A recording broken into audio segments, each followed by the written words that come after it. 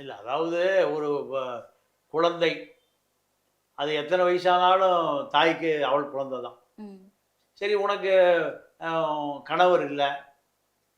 உனக்கு ஒரு வாழ்க்கை துணை வேணும். இது அவங்க அம்மா வற்புறுத்தலின் பேரில் நீங்க நீண்ட காலமா நெருங்கி பழகுற திரு டிஜே வாசிய நீ திருமணம் செய்துக்க அப்படின்னு அவங்க அம்மா சொல்வதை தட்ட முடியாமல் கூட திருமணம் பண்ணியிருக்கலாம். அது தவறு அல்ல.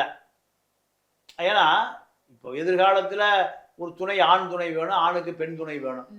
இது ரெண்டுமே தவிர்க்க முடியாது மனித உறவுகளில்.